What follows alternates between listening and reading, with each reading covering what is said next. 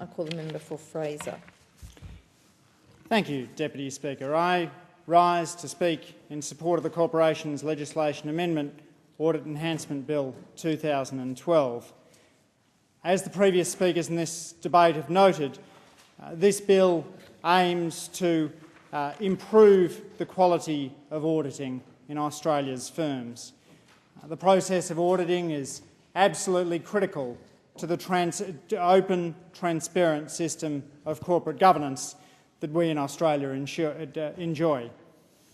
The bill aims to strike a balance between ensuring that auditors understand the companies that they're auditing, and certainly we all understand that companies have become steadily more complex over recent years, and so understanding a company's accounts is a tougher job than it was in previous generations, but also making sure that auditors don't find themselves in a conflict of interest situation. This is good in the long run for our corporate system. It's also good for the auditors themselves, who I'm sure would not want to find themselves conflicted. The bill will allow directors of a listed company or a listed registered scheme to extend the 5-year auditor rotation period by up to 2 years if the extension is consistent with maintaining the quality of the audit and if it doesn't give rise to a conflict of interest situation. If the directors extend the auditor rotation period for a year, they may, before the end of that year, extend it for another year. Australia's 5-year auditor rotation period is consistent with other countries such as Canada, China, South Africa, the United Kingdom, the United States. Each of these countries aims to strike that balance that I spoke about, the balance between an auditor's depth and breadth of knowledge of a company's accounts and not ensuring that they aren't captured by the firm. The bill also introduced a requirement for audit firms to publish an annual transparency report if they conduct audits of 10 or more Australian entities of the following categories: listed companies, listed registered schemes, authorised deposit-taking institutions and insurance companies.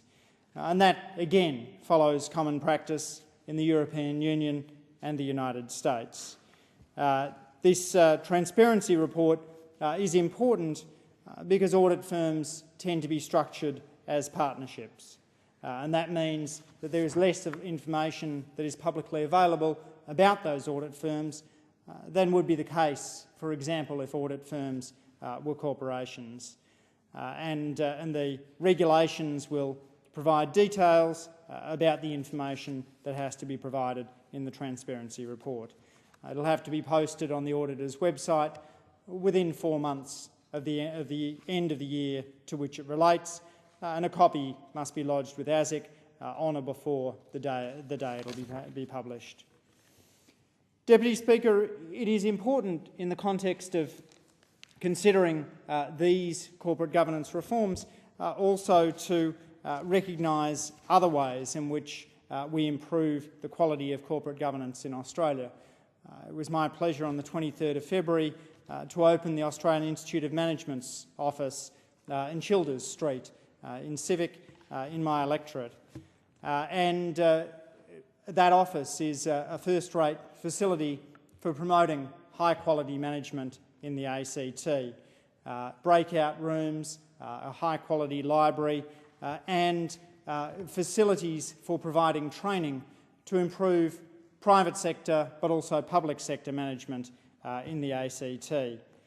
The Australian Institute of Management has also produced an important report recently, Gender Diversity in Management, and that's looking at another core corporate governance issue, which is the share of women on boards.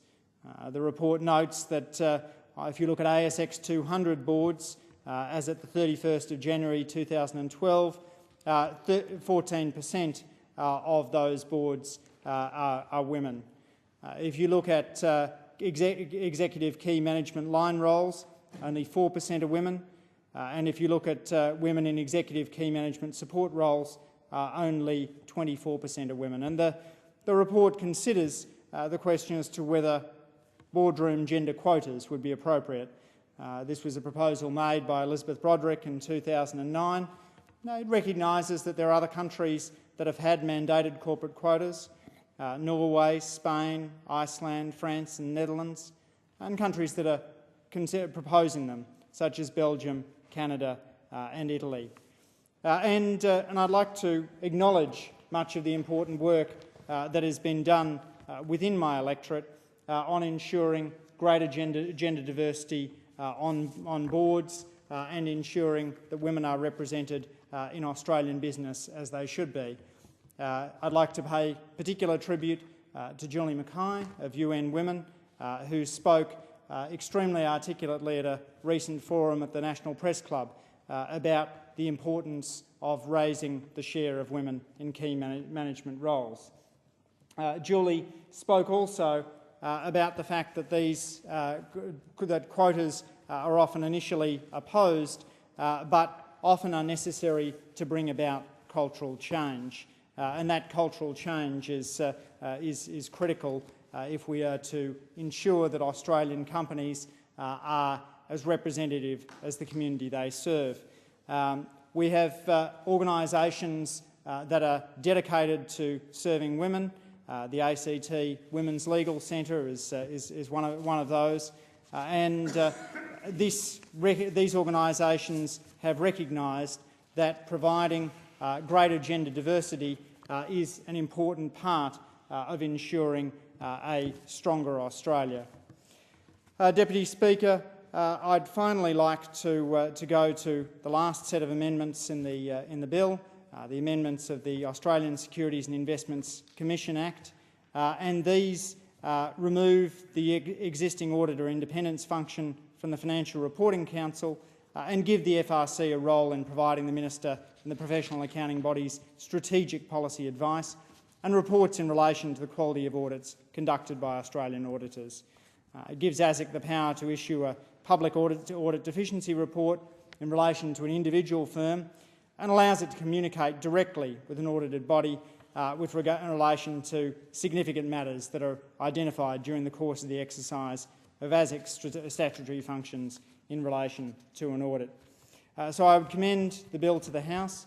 I congratulate the Parliamentary Secretary on his ascension to the role. I am sure that he will continue to work hard in this area, one that he understands perhaps better than anybody else in the Parliament, and that he will work diligently on the issue of gender representation in boards, an issue that is important to me and I know to many people in this place. I commend the bill to the House.